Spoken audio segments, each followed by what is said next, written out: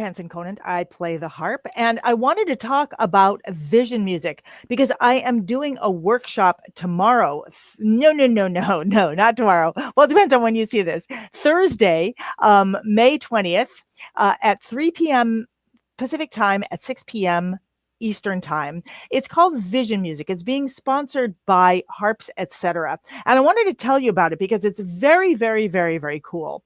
I created Vision Music because I needed a way for players of all levels to be able to quickly improvise music that sounded beautiful without them needing to know anything about harmony and not even really being able to read very well.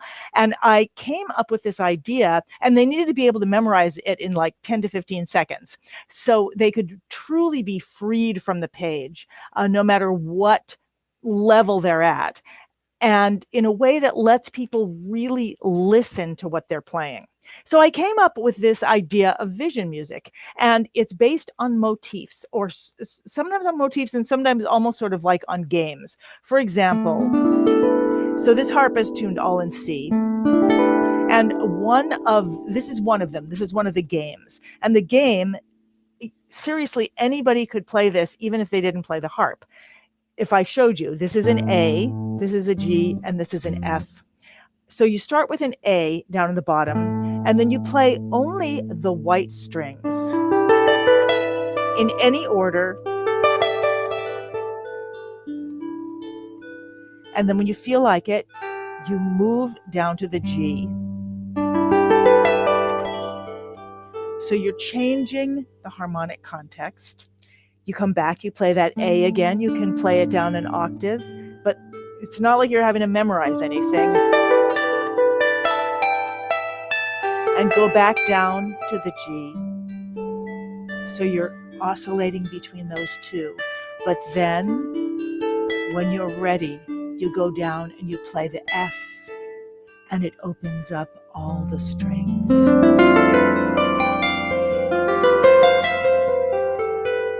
You can even do this, and then you do it again.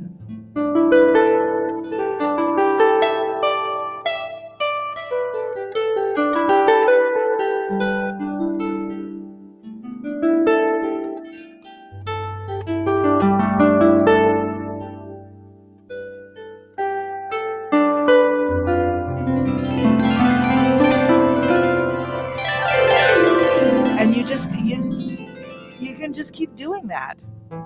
And it's always going to be different. It's like a game. It's like a game that you're playing, because there's just these very simple ideas, like the idea that you're going to play the white strings and you're going to change this harmonic context, just change these notes in the bass. But then when you get down to this one note, it opens them all up. So that's one of them. It's a suite. It's actually 5 different pieces, and the entire notes for all the pieces are on this one page of paper, which you don't even have to learn because I'm going to be showing them. And they all fit together. So they fit into a suite that you could play, one after the other, or you could put, transitions in between, or you could actually play them all connected. So it's incredible for people who want to, learn how to improvise or get more comfortable with improvising or expand improvising, or people who want to play meditatively. And it's great for people who want to learn more about composition as well, because improvisation is kind of like composition in the moment. I'm not actually seeing myself here. So let me come so I can make sure I'm still in the middle of this.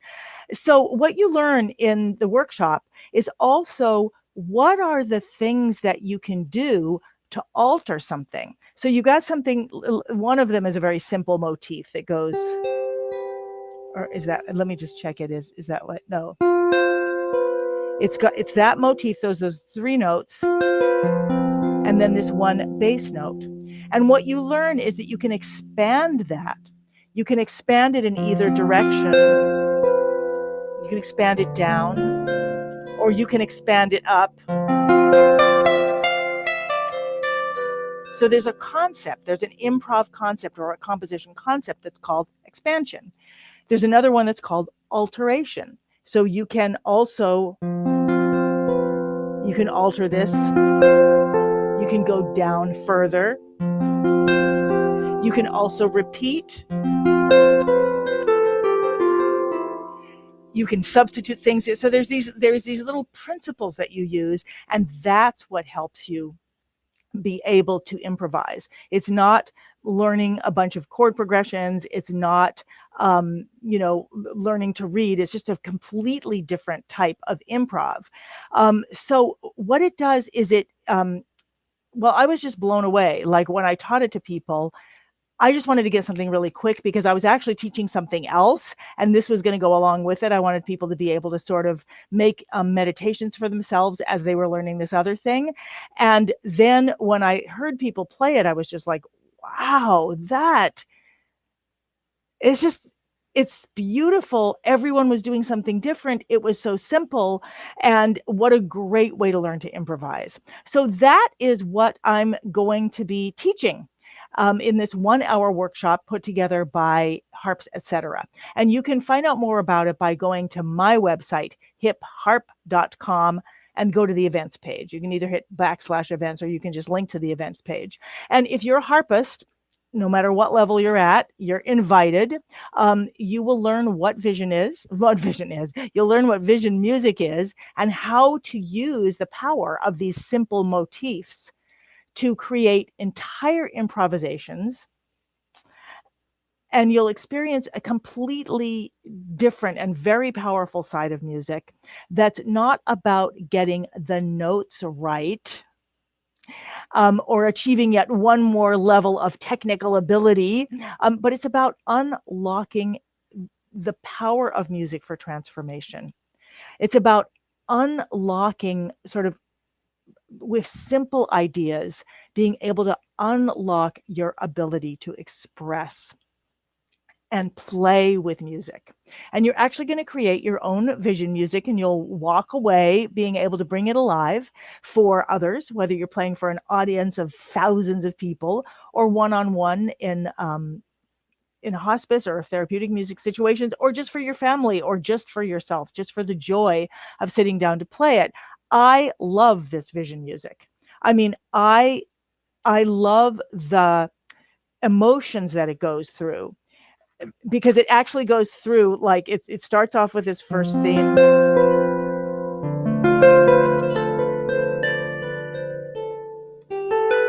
That's the first theme, and you can expand that. The second theme is the one that I first played for you. You repeat that. I'm doing really fast right now. And then the third theme, they each had names that went along with the other thing that I was doing, which was all about goal setting. The third one was called Mission, and this one was really cool. It goes.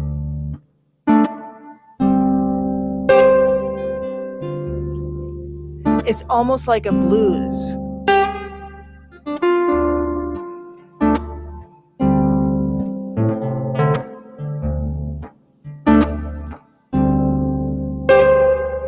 So that is the third theme. And then the fourth theme is really cool. It's almost like a Celtic theme.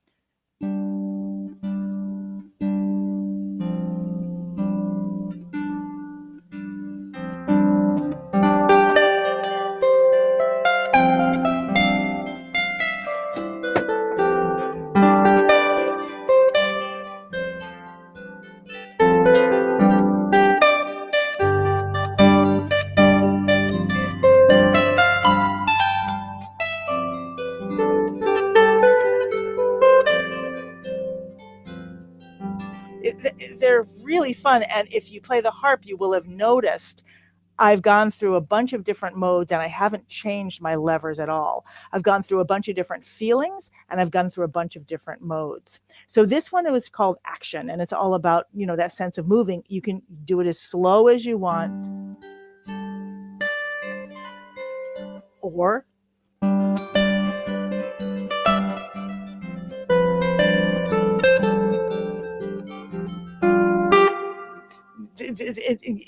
that just depends on where you are physically at.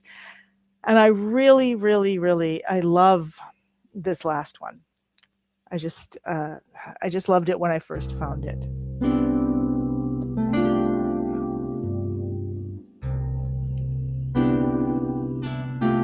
I These harmonies are just so beautiful.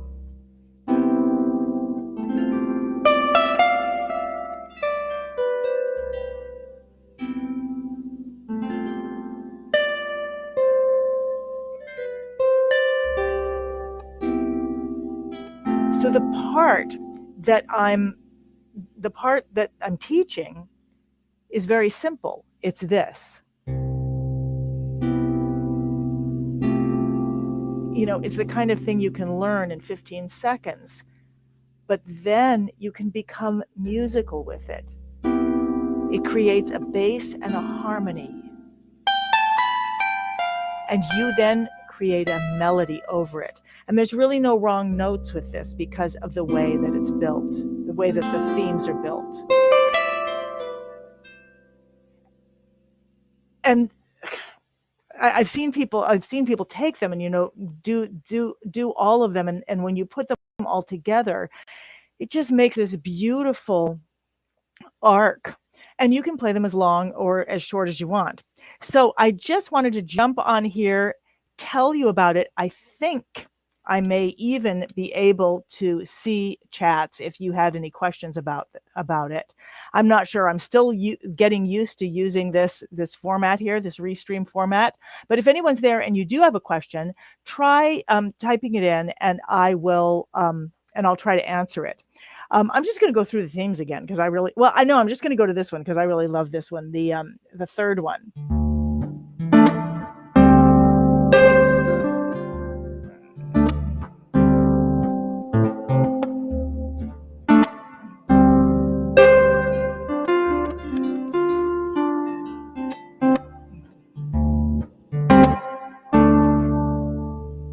It's so simple. It's almost like a part of a blues. You could take that and you could expand it into a blues, but you don't have to. You get the chance to get the feeling, and then also to get the fun stuff like the it's sort of stylistic, or the tricks, I guess, which are really fun. Because it is sometimes the tricks that I don't know, tricks is not necessarily the right word, that give you the flavor and that make it really fun. Like, for example, when you're playing this Celtic one,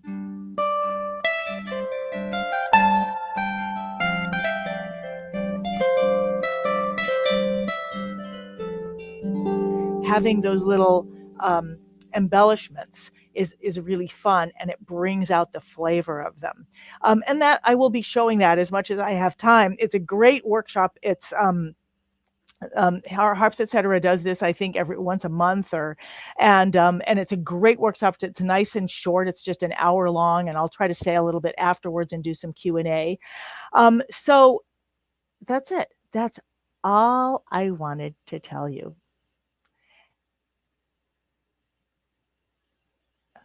It's late here. I'm thinking, no, was there something else? Nope. Okay. So you can just go to my website, hipharp.com. That's hip as in cool, harp as in the instrument. Go to the events page, and you'll just see a link where you can register for this. And I hope that if you play the harp, I hope I'll see you there. And I just got to say, you don't have to be just a harpist. Like, if you play a keyboard, this is also really great because you can do this on the white keys of the keyboard. Literally, that's all you have to play. So if you're thinking about improvising on the keyboard as well, this could be a lot of fun, because what it does is it uses the key of C, but it expands, uses it in all kinds of unusual ways. All right, I hope I will see you there. I will. Oh, goody. It's Connie. Hi. Always great to see you, Connie. Yes. You actually have played the Vision music, haven't you? I can't remember which challenge you were in. But anyway, all right. So, oh, thank you. Oh, someone saw me live with Steve Vai at the Chameleon. I remember that. I remember the Chameleon Club in Lancaster, PA. And the next day or the day before, I went to your incredible. You have this open market in Lancaster. I don't know if it's been there right now. Um, oh, Connie, you did Baroque Flamenco. Okay. So I can't see this other Facebook user. I don't know why. There's some people I can see. I love Lancaster. And I went to your market and met the people who make the sheep cheese, and it was just incredible. And I loved the hotel that I stayed at, and they had like this greatest hand cream ever. So like these are the kinds of things that I remember. And okay, so I'm about to head off for the night unless you guys have any questions. Oh, Connie, if you were in Baroque Flamenco Challenge, you might really love this. This was a challenge, but then I turned it into a workshop because it was just this. It was one of those things where I started out.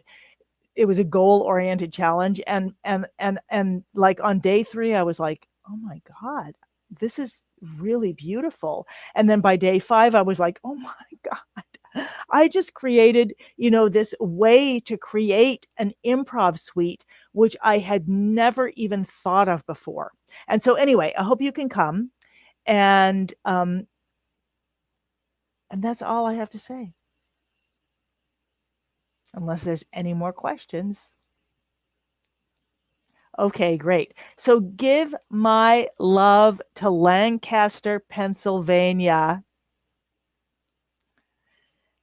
and the people who make the sheep cheese. Well, the people who make all the stuff that in that amazing market. And I look forward to seeing you guys. I now that I have this, I hope I can be on Facebook Live more. And Connie is now giving me a message, so I'm going to read it. Connie said, I learned so much from Baroque Flamenco that I'm hoping the people that I shared this with can see your vision, and I do plan on attending. Oh, that's great. That's great. Well, Harps Etc. is really a great. Wait a minute. Do not show me this again. Okay, there's. Okay, sorry. You never see there's like all these things popping up over here. Okay, great. I do plan on attending. Great. Okay, good. Wonderful. I think you're going to love it, love it, love it, love it, love it. And it's always fun to have you there, Connie. You are such a wonderful presence. Okay, I'm really leaving now. And I look forward to seeing you all, hopefully on Thursday. Okay, bye.